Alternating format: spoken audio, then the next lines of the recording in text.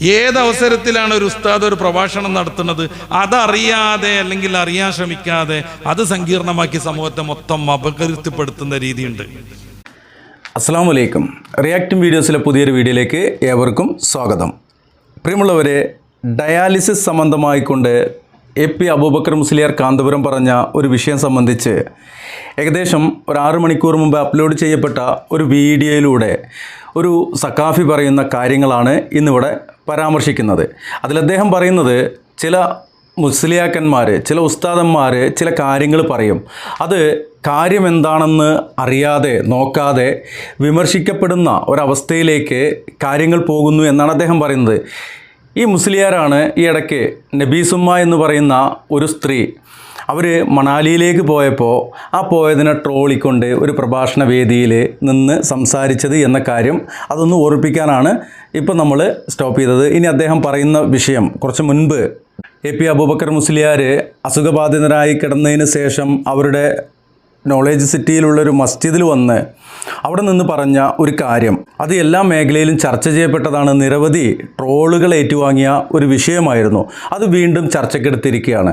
ഇതുപോലെ എൽമിൻ്റെ വേദികളിൽ തലയിലൊരു കെട്ടും കെട്ടിയിട്ട് വന്നിട്ട് പറയുമ്പോൾ അത് നമുക്ക് തള്ളിക്കളയാൻ കഴിയില്ല. ഇവർ പറയുന്നത് ഇതിലൊക്കെ എന്താണ് ഒരു സന്ദേശമുള്ളത്, എന്താണ് ഒരു മെസ്സേജ് ഉള്ളത് എന്നുള്ളത് നമുക്ക് പറയാതിരിക്കാൻ കഴിയില്ല. എന്തായാലും അദ്ദേഹം പറയട്ടെ.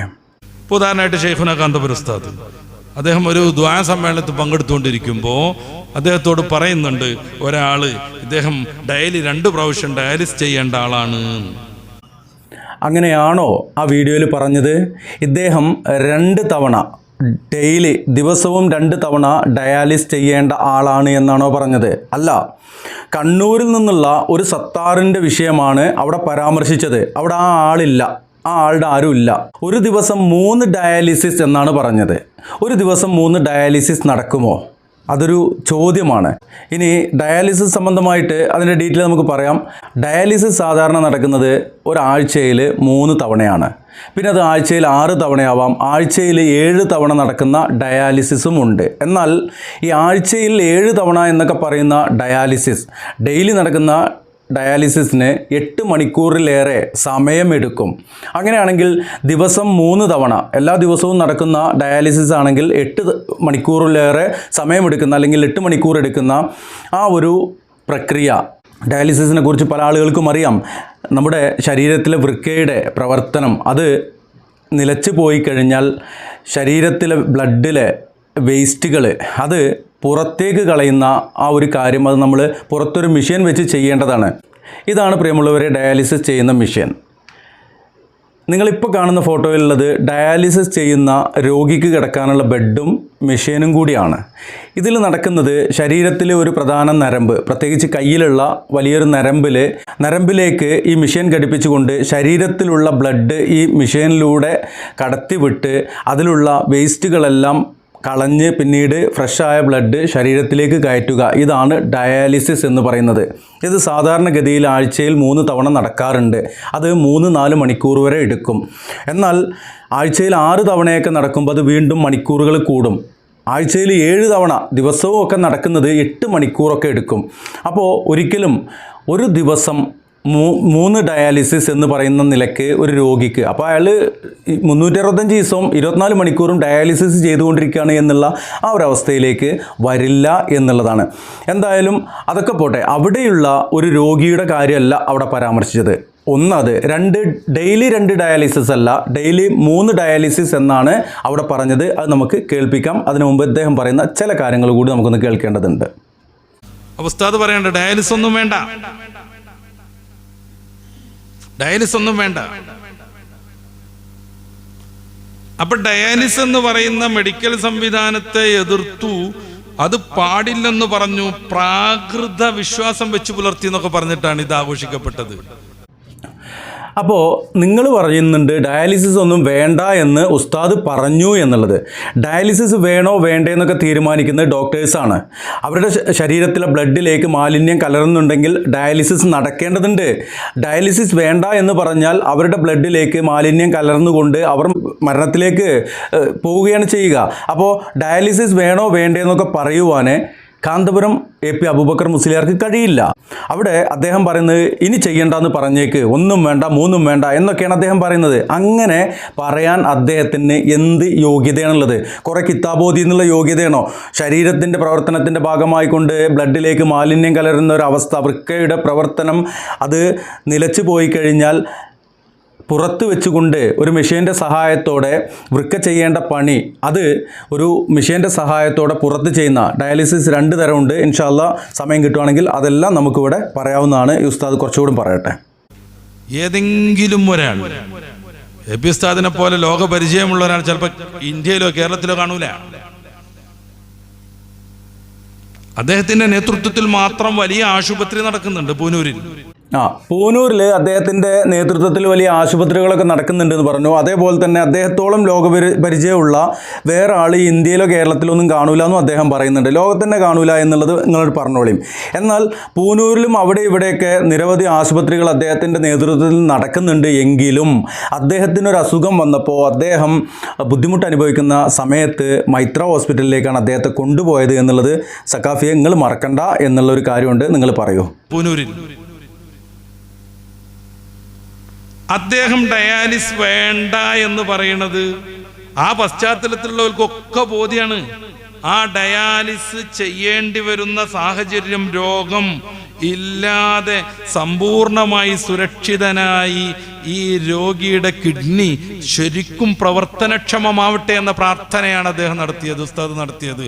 അതുകൊണ്ടാണ് ഇത് കേട്ടവരൊക്കെ വേദിയിൽ വെച്ച് തന്നെ ആമീൻ എന്ന് പറയുന്നത്. അല്ല, നിങ്ങൾ അങ്ങനെ അങ്ങോട്ട് പറഞ്ഞു പോകേണ്ടതില്ല. ഇവിടെ പറഞ്ഞ കേസ് എന്താണ്? 1 വേണ്ട 3 വേണ്ട എന്ന് പറഞ്ഞേക്ക്, ഇനി വേണ്ടാന്ന് പറഞ്ഞേക്ക് എന്ന് പറഞ്ഞപ്പോൾ അവിടെ കൂട്ടത്തിലുള്ള ആളുകളൊക്കെ പാടെ ആമീൻ പറഞ്ഞിട്ടില്ല. അബ്ദുൽ ഹക്കീം അസ്ഹരി എന്ന് പറയുന്ന AP അബൂബക്കർ മുസ്ലിയാരുടെ മകൻ എന്ത് ചെയ്തു? ആമീൻ എന്ന് പറഞ്ഞപ്പോൾ അവിടെയുള്ള സാധുക്കളൊക്കെ അവരുടെ തക്ബീർ തൊഴിലാളികളാണ്. ആരെന്തേ പറഞ്ഞ് അങ്ങനെ തന്നെ എന്ന് പറയുന്ന ആ സാധുക്കളും ആമീൻ എന്ന് പറഞ്ഞു. അല്ലാണ്ട് അവിടെ കൂടിയ ആളുകളൊക്കെ കാന്തപുരം, ഇനിയിപ്പോൾ അത് ഞാൻ വിശദീകരിക്കുന്നില്ല. ആ വീഡിയോ നമുക്ക് കാണിക്കാം. കുറച്ചും കൂടി അദ്ദേഹം പറയട്ടെ. ഡയാലിസ് വേണ്ടെന്ന് പറഞ്ഞപ്പോൾ ഈ രോഗിയുടെ ബന്ധു അല്ലെങ്കിൽ മോൻ വേഗം ഓട്ടോറിക്ഷക്കാരനെ വിളിച്ചിട്ടേ പിന്നെ നാളെ മുതൽ ഡയാലിസിന് വരണ്ടാട്ടാ, കാരണം ഉസ്താദ് വേണ്ടെന്ന് പറഞ്ഞിരിക്കണെന്ന് പറഞ്ഞോ? ഇല്ല. ശരി, ഇവിടെ ഇനി സഖാഫി പറയേണ്ട ഒരു വിഷയമുണ്ട്. അവിടെ ബന്ധു അവിടെ ഇരിക്കണില്ലേ, അങ്ങനെ ഒരു രോഗിയുണ്ടോ രോഗിയില്ലേ? ഇതാണ് ഏറ്റവും മെയിനായിട്ട്. നമ്മളൊക്കെ ഇത് പല തവണ എടുത്ത് വീഡിയോ ചെയ്തപ്പോഴും റിയാക്ട് ചെയ്തപ്പോഴും നമ്മൾ പറഞ്ഞത് ആ അബ്ദുൽ സത്താർ എവിടെ എന്നാണ്. അങ്ങനെ ദിവസത്തിൽ 3 ഡയാലിസിസ് നടന്നുകൊണ്ടിരിക്കുന്ന അബ്ദുൽ സത്താർ അയാൾ ഹയാത്തിലുണ്ടോ? അങ്ങനെ ഒരാൾ ജനിച്ചിട്ടുണ്ടോ? ജീവിക്കുന്നുണ്ടോ? ഡയാലിസിസ് നടത്തിക്കൊണ്ടിരിക്കുന്നുണ്ടോ?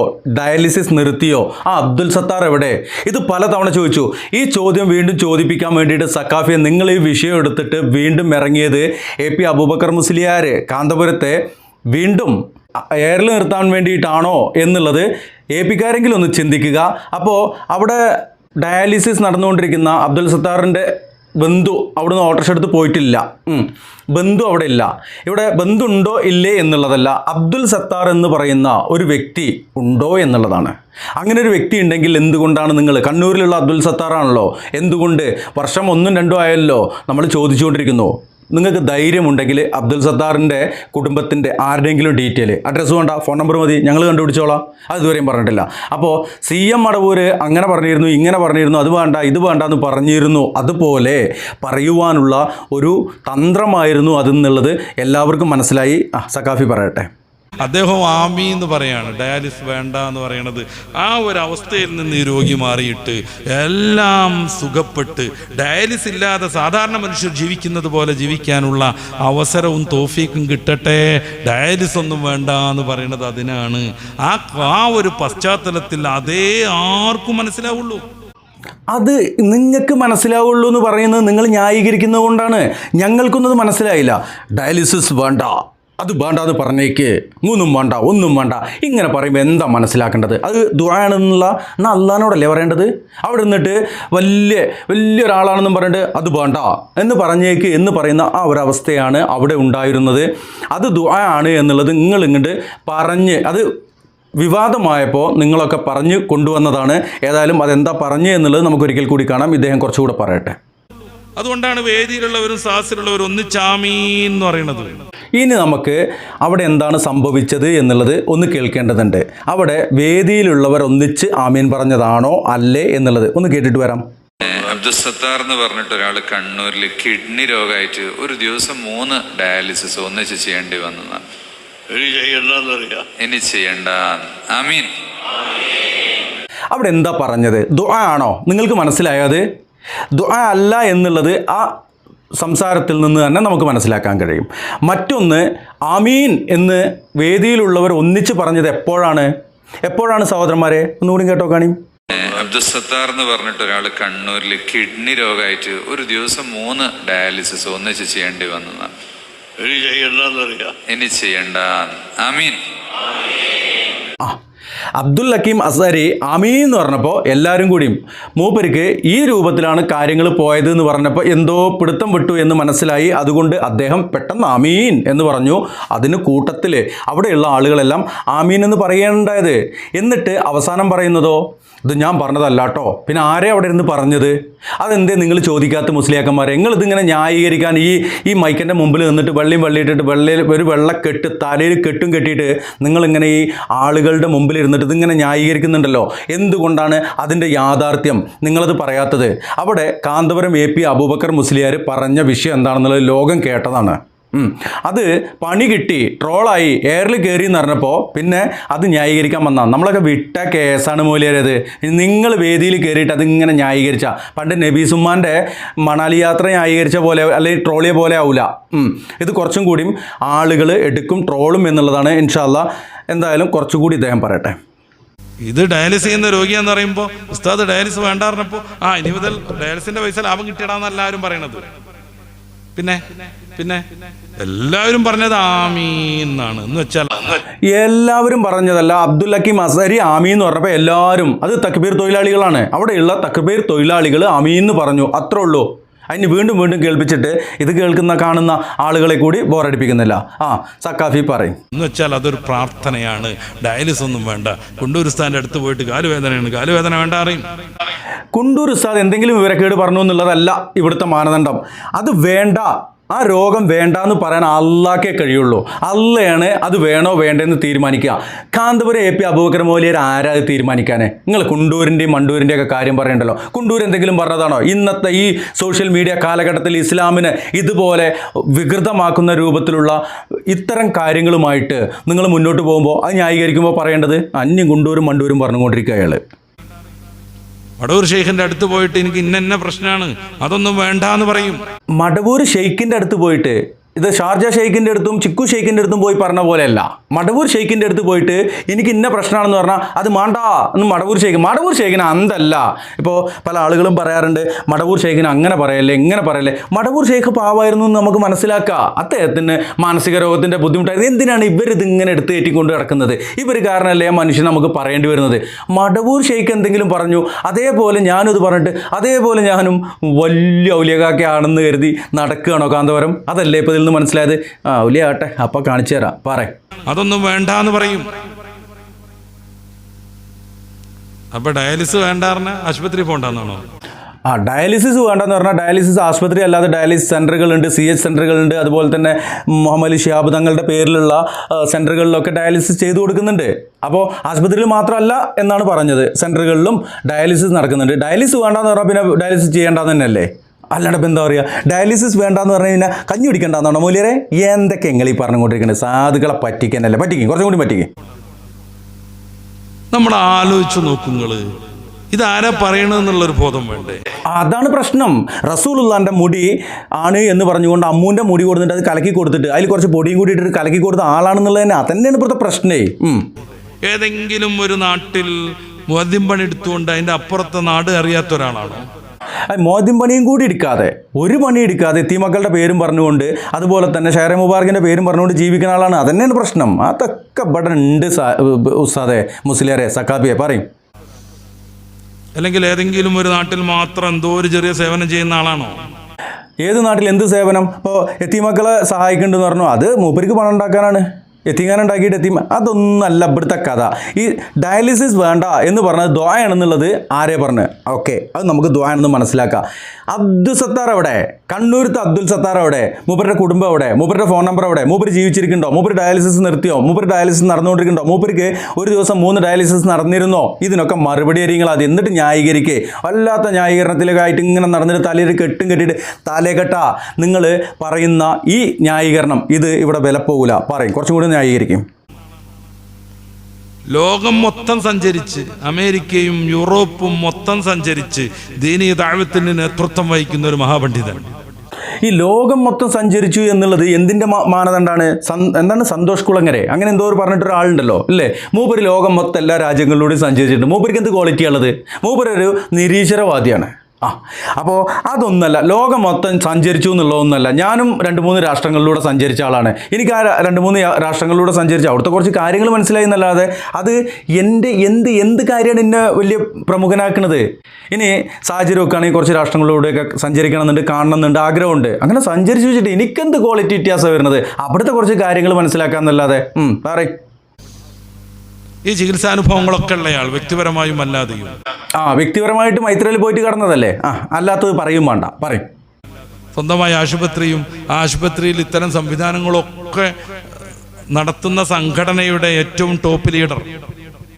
ഇനി വ്യക്തിപരമായ ചികിത്സാനുഭവത്തിൻ്റെ കഥ അതൊരു വീഡിയോ ആയിട്ട് വേറെ വരുന്നുണ്ട്.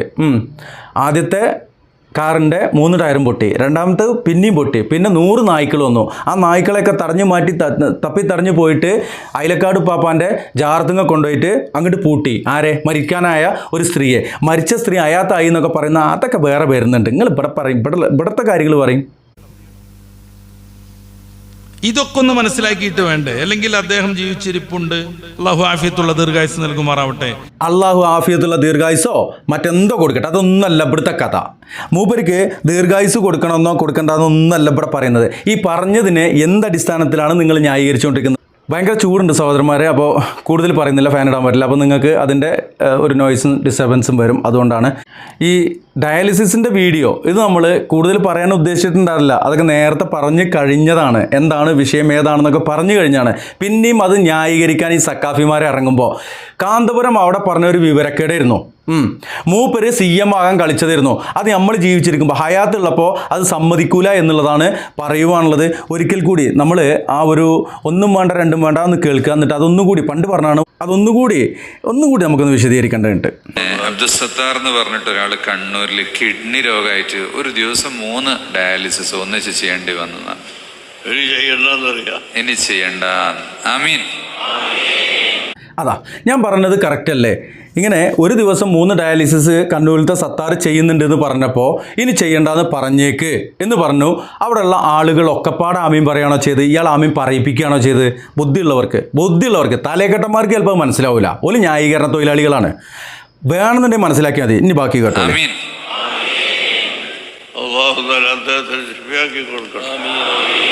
ഇതിന് അവിടെ കൂടിയുന്ന ആളുകൾ ആമീൻ പറഞ്ഞു. എന്തേ നിങ്ങൾക്ക് മനസ്സിലായത്? ആദ്യം പറഞ്ഞത് 1 വേണ്ട 2 വേണ്ട എന്ന് പറഞ്ഞേക്ക് എന്ന് പറഞ്ഞപ്പോൾ അബ്ദുൽ ഹക്കീം അസ്ഹരി അവിടെയുള്ള ആളുകളെ കൊണ്ട് ആമീൻ എന്ന് പറയിപ്പിച്ചു. എന്നാൽ അള്ളാഹു തആല അത് ഷിഫയാക്കി കൊടുക്കട്ടെ എന്ന് പറഞ്ഞപ്പോൾ അവിടെ കൂടിയ ആളുകളൊക്കെ തക്ബീർ തൊഴിലാളികളാണെങ്കിൽ പോലും അവർ ആമീൻ എന്ന് പറയുകയും ചെയ്തു. ഏതാണ് ദുആ? ആദ്യം പറഞ്ഞത് ദുആ ആണ് എന്ന് പറഞ്ഞുകൊണ്ടാണ് ഈ മൗലിയർ ഇപ്പോൾ ഇവിടെ ന്യായീകരിച്ചു വന്നിട്ടുള്ളത്. ഇനി കേട്ടോളി. 3 വേണ്ട 1 വേണ്ട എന്ന് പറഞ്ഞത് ഏത്? ഡയാലിസിസ് 3 ഇപ്പോൾ ചെയ്തുകൊണ്ടിരിക്കുന്നത്. 3 വേണ്ട 1 വേണ്ട എന്നാണ് മൂപ്പര് പറയുന്നത്. ഈ 3 വേണ്ട 1 വേണ്ട എന്ന് പറയാൻ എന്ത് യോഗ്യതയാണ് ഇയാൾക്കുള്ളത്? തലയിൽ കെട്ടുണ്ട് എന്നുള്ളതോ? കുറേ രാജ്യങ്ങളിൽ പോയിട്ടുണ്ട് എന്നുള്ളതോ? കുറേ കിതാബ് ഓതിയിട്ടുണ്ട് എന്നുള്ളതോ?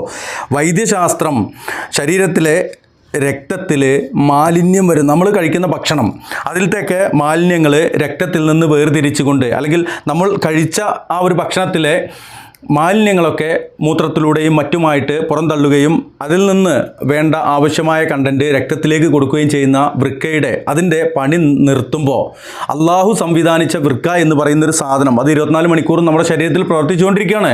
അൽഹംദുലില്ലാ. അതിന് ഹംദോദിയാൽ, അതിന് ശുക്ർ ചെയ്താൽ പോലും ജീവിതകാലം മുഴുവൻ നമ്മൾ ഹംദോദിക്കൊണ്ട് ശുക്ർ ചെയ്തുകൊണ്ടിരിക്കേണ്ടി വരും. മനസ്സിലാക്കുക മൗലികന്മാരെ, തലേഘട്ടന്മാരെ. ഓക്കെ, അപ്പോൾ അങ്ങനെയുള്ള ഒരു സാധനം പ്രവർത്തനരഹിതമായാൽ അത് നിശ്ചലമായാൽ പിന്നീട് ഈ രക്തത്തിലെ മാലിന്യങ്ങൾ രക്തത്തിലേക്ക് നമ്മൾ കഴിക്കുന്ന ഭക്ഷണം കഴിച്ചേ പറ്റുമോ, രോഗിയാണെങ്കിൽ മരുന്നൊക്കെ കഴിച്ചേ പറ്റൂ, അതിൽ നിന്ന് ആവശ്യമായത് രക്തത്തിലേക്കും അല്ലാത്തത് പുറത്തേക്കും എന്നുള്ള ആ സംവിധാനം അത് നിലച്ചു പോകുമ്പോൾ എല്ലാം രക്തത്തിലേക്ക് കയറും. അതിൽ ആവശ്യമില്ലാത്ത വേസ്റ്റ് ആയിട്ടുള്ള ആ കാര്യങ്ങൾ അത് മുഴുവൻ ബ്ലഡും ഒരു മെഷീനിലേക്ക് കടത്തിവിട്ട് ആ മെഷീനിൽ ആ വേസ്റ്റ് മാത്രം മാലിന്യം മാത്രം അത് മാറ്റി ബ്ലഡ് തിരിച്ച് ശരീരത്തിലേക്ക് കയറ്റുന്ന ഒരു പ്രക്രിയയാണ് ഡയാലിസിസ് എന്ന് പറയുന്നത്. അത് ഒന്നും വേണ്ട രണ്ടും വേണ്ട ഞാനല്ല പറഞ്ഞിട്ടോ എന്നൊക്കെ പറയുന്ന ഈ ഒരു തട്ടിപ്പുണ്ടല്ലോ, ഇത് CM ആകാൻ കളിച്ചതാണ്. ഈ വീഡിയോ പെട്ടെന്ന് നല്ല ഡിസ്റ്റർബൻസ് ഉണ്ട്, അതുകൊണ്ടാണ് പെട്ടെന്ന് പറഞ്ഞു പോകുന്നത്. കുറച്ചുകൂടി ഉണ്ട് തോന്നുന്നു, കേൾക്കാം. ഒന്നും വേണ്ട വേണ്ടാതെ നമ്മൾ പറഞ്ഞല്ല ഡോക്ടർ അൽഹംദുലില്ലാ. വേണ്ടാന്ന് നമ്മൾ പറഞ്ഞല്ല കേട്ടോ. ഏത് മൂന്നും വേണ്ട ഒന്നും വേണ്ടെന്ന് നമ്മൾ പറഞ്ഞ, പിന്നെ ആരെ പറഞ്ഞത്? നിങ്ങളെ ചെയ്ത്താനേ പറഞ്ഞ്? അതെ, അല്ല ചെയ്ത്താന്മാർ മനുഷ്യന്മാരുടെ ഒക്കെ ഒപ്പം ഉണ്ടല്ലോ കരീനായിട്ട്. ആരെ പറഞ്ഞു മൂല്യരെ? എന്തിനാ നിങ്ങൾ ഈ പിച്ചും പേയും പറഞ്ഞുകൊണ്ടിരിക്കണം, അത്തുമ്പത്തും പറഞ്ഞുകൊണ്ടിരിക്കണം? ഇനി പറഞ്ഞ അത് നമുക്ക് ആ ഒരു അടിസ്ഥാനത്തിൽ ആ ഒരു പ്രായത്തിൻ്റെ അല്ലെങ്കിൽ ആഗ്രഹത്തിൻ്റെ, ഞാനൊരു CM ആകട്ടെ എന്നുള്ളൊരു ആഗ്രഹത്തിൻ്റെ മകൻ്റെ പിന്താങ്ങലിൻ്റെയൊക്കെ അതൊക്കെ നമുക്ക് മനസ്സിലാക്കാം. 1 2 ട്രോളിൽ നമ്മളത് അവസാനിപ്പിക്കും. പിന്നെ ഈ മൂല്യക്കന്മാർ ഈ പറയപ്പെട്ട ഈ സക്കാപ്പിമാരെ ഇത് കൊടുത്തിട്ട് ന്യായീകരിക്കാൻ വരുമ്പോൾ വിടൂലങ്ങളെ. നിങ്ങൾ ഹയാത്ത് കാലത്ത് ഇത് പറഞ്ഞുകൊണ്ടിരിക്കും, നിങ്ങൾ മരണശേഷം ഇത് പറഞ്ഞുകൊണ്ടിരിക്കേണ്ട ഒരു അവസ്ഥയിലേക്കാണ് ഈ മുസ്ലിയാക്കന്മാർ കൊണ്ടുനടക്കുന്നത് എന്നുള്ളത് മനസ്സിലാക്കുക. അള്ളാഹു സത്യമായിട്ട് മനസ്സിലാക്കുവാനും അതനുസരിച്ച് ജീവിക്കുവാനും അത് തലയകട്ടന്മാർക്കാണെങ്കിലും വേണ്ട നമുക്കായാലും വേണ്ടില്ല അതിനുള്ള ഭാഗ്യം അള്ളാഹു നൽകട്ടെ എന്നാണ് പറയാനുള്ളത്. ഇൻഷാ അല്ലാഹ് ഡയാലിസിസ് സംബന്ധമായിക്കൊണ്ട് ആർക്കെങ്കിലും ഇനിയും സംശയമുണ്ടെങ്കിൽ നിങ്ങൾ ഈ വീഡിയോ കണ്ടുകൊണ്ടിരിക്കുന്ന മൊബൈലാണെങ്കിൽ മൊബൈൽ, ലാപ്ടോപ്പ് ആണെങ്കിൽ ലാപ്ടോപ്പ്, അതിൽ മലയാളത്തിൽ ഡയാലിസിസ് എന്നോ അല്ലെങ്കിൽ എന്താണ് ഡയാലിസിസ് എന്നോ അടിച്ചു കഴിഞ്ഞാൽ നിങ്ങൾക്ക് അത് സംബന്ധമായിക്കൊണ്ട് ഇതപ്പോൾ നിങ്ങൾ സ്ക്രീനിൽ കാണുന്നത് പോലെയുള്ള അതിൻ്റെ വിക്കിപീഡിയയും അതുപോലെ തന്നെ ഇത് സംബന്ധമായിക്കൊണ്ട് പല സൈറ്റുകളിൽ നിന്ന് അപ്ലോഡ് ചെയ്യപ്പെട്ടത് എന്താണ് എന്നും ഏതൊക്കെ സമയത്താണ് എന്നുള്ളതും എത്ര തരമുണ്ട് എന്നുള്ളതും 2 തരമാണ് ഡയാലിസിസ് ഉള്ളത്. ഒന്ന് നമ്മൾ മെഷീൻ കാണിച്ച ആ ഒരു ഡയാലിസിസ്, അതല്ലാതെ വയറിൻ്റെ പുക്കിളിൻ്റെ ഭാഗത്തൊരു ഹോൾ ഇട്ടുകൊണ്ട് വയറ്റിൻ്റെ ഉള്ളിലേക്ക് പൈപ്പ് കടത്തി വിട്ടുകൊണ്ട് അതിൻ്റെ വേസ്റ്റ് അതിലേക്കൊരു ദ്രാവകം അടിച്ചു കൊടുത്ത് അതിൽ കൂടെ ബ്ലഡിലെ വേസ്റ്റ് അത് ഒരു ദിവസത്തിൽ 2-3 തവണയൊക്കെ ആ ഒരു വേസ്റ്റ് മാറ്റേണ്ട ഒരു അവസ്ഥയുണ്ട്. അത് ദിവസവും ഉറങ്ങുമ്പോഴും ചെയ്യാവുന്ന കാര്യമാണ്.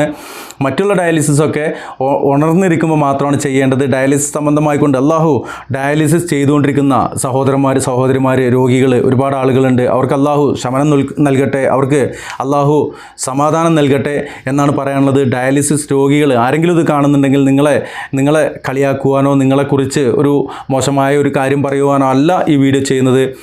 മനുഷ്യൻ്റെ ബുദ്ധിമുട്ടുകൾ, മനുഷ്യൻ്റെ പ്രതിസന്ധികൾ, ഇപ്പോൾ ഈ ഡയാലിസിസ് ചെയ്യുന്ന രോഗികൾ അവരൊക്കെ സാധുക്കൾ വളരെ ബുദ്ധിമുട്ട് അനുഭവിക്കുന്ന ആളുകളാണ്. അവരെക്കുറിച്ചൊക്കെ ഈ മുസ്ലിയാക്കന്മാർ ഇങ്ങനെ പറഞ്ഞു നടക്കുമ്പോൾ, അതേപോലെ തന്നെ ഈ ഗർഭിണിയായി കഴിഞ്ഞാൽ ആ ഉമ്മമാർക്ക് ഭയങ്കര വേവലാതിയാണ്. ആ വേവലാതി ഒക്കെ മുതലെടുത്തുകൊണ്ട് ഗർഭിണികളുടെ അവസ്ഥകളെയൊക്കെ വളരെ മോശമായിക്കൊണ്ട് ട്രോളുന്ന, ചിത്രീകരിക്കുന്ന, പറയുന്ന പ്രഭാഷണങ്ങളിലൂടെയൊക്കെ ഉൾപ്പെടുത്തുന്ന മുസ്ലിയാക്കന്മാരൊക്കെ ഉണ്ട്.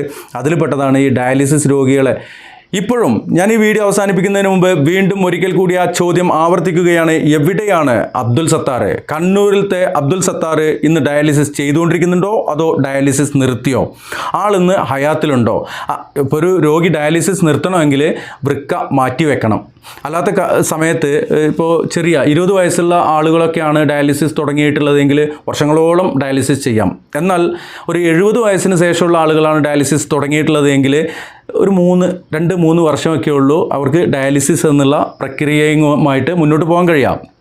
അപ്പം അതിൻ്റെ ഡീറ്റെയിലേക്കൊന്നും പോകാൻ ആ ഒരു അടിസ്ഥാനമാക്കിയ അതിനുള്ള അറിവൊന്നും എനിക്കില്ല. അറിയാവുന്നത് വെച്ച് പറഞ്ഞു എന്ന് മാത്രമാണുള്ളത്. സത്താർ അദ്ദേഹം ഇന്ന് ഹയാത്തിലുണ്ടോ? ഉണ്ടെങ്കിൽ ആ സത്താറിൻ്റെ ഫോൺ നമ്പർ തരൂ, അല്ലെങ്കിൽ അഡ്രസ്സ് തരൂ, ഞങ്ങളൊന്ന് പോയിട്ട് അന്വേഷിക്കട്ടെ. ഒരു ദിവസം ഏത് ഡയാലിസിസാണ് 3 തവണ വെച്ച് ചെയ്തിരുന്നത്, എത്ര മണിക്കൂർ വെച്ചാണ് ചെയ്തിരുന്നത് എന്ന് ഞങ്ങൾക്കറിയണം. ഇദ്ദേഹം പറഞ്ഞതിൻ്റെ ഭാഗമായിക്കൊണ്ട് അദ്ദേഹം ഡയാലിസിസ് നിർത്തിയെങ്കിൽ ആ രോഗിക്ക് എന്തെങ്കിലും അപകടം സംഭവിച്ചു എങ്കിൽ നിങ്ങൾക്ക് പണിയായി, അത് മറ്റൊരു കാര്യം. അപ്പം ഇൻഷാ അല്ലാഹ് ഇപ്പോഴും വീണ്ടും പറഞ്ഞുകൊണ്ടിരിക്കുന്നു, അബ്ദുൽ സത്താർ എവിടെ? വീണ്ടും ചോദിക്കുന്നു, എവിടെയാണ് അബ്ദുൽ സത്താർ? അബ്ദുൽ സത്താറിൻ്റെ ഒരു ദിവസം 3 ഡയാലിസിസ് നടത്തിയിരുന്ന കണ്ണൂരിലത്തെ അബ്ദുൽ സത്താറിൻ്റെ നമ്പർ തരാൻ ധൈര്യമുണ്ടോ മുസ്ലിയാക്കന്മാരെ? ഇല്ല എങ്കിൽ, അദ്ദേഹത്തിൻ്റെ ഡീറ്റെയിൽ പുറത്തുവിടാൻ നിങ്ങൾക്ക് കഴിയില്ല എങ്കിൽ ദയവ് ചെയ്തിട്ട് ഇത് ന്യായീകരിച്ചുകൊണ്ട് ഇനിയും നിങ്ങൾ വരരുത് എന്നുള്ളതാണ് ഈ അവസരത്തിൽ പറയാനുള്ളത്. ഇൻഷാ അല്ലാഹ് ഈ വീഡിയോ വൈൻഡപ്പ് ചെയ്യുന്നു. അസ്സലാമു അലൈക്കും വറഹ്മത്തുള്ളാഹി.